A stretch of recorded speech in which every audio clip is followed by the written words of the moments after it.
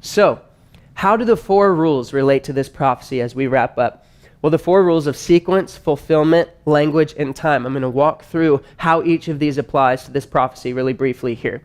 The rule of sequence. Each apocalyptic prophecy has a beginning point and an ending point in time, and the events that occur within the prophecy have to happen in the order that they are given. So how does that apply to this prophecy? What is the beginning point in time? What is the ending point in time? And what is the order of events given? Well, the first kingdom is the kingdom of Babylon. The last kingdom is the return of Jesus Christ, and when he establishes his kingdom and destroys all of the rest. And there is an order within this prophecy. Each kingdom has its time. It has its rise. It has its fall. And you can't put one kingdom in front of another. Does that make sense? The second rule, the rule of fulfillment.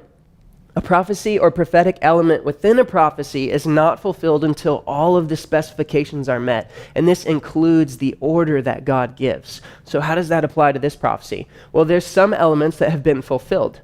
The rise and fall of Babylon, Medo-Persia, Greece, Rome, fractured nations. But there's other elements that have not been fulfilled. The coming of those 10 kings and the return of Jesus Christ. So this prophecy can't be considered fulfilled. Nobody can tell you that this is already done because all of the specifications that it gives have not been met. Rule number 3, language. Apocalyptic language can be symbolic, analogous, or literal. Now, to reach its intended meaning, God's intended meaning, we have to consider a few different things. The context that it was given, parallel biblical language in other places in Scripture, and relevant texts which define the symbol. So, does this prophecy have any symbols? Yes, it does.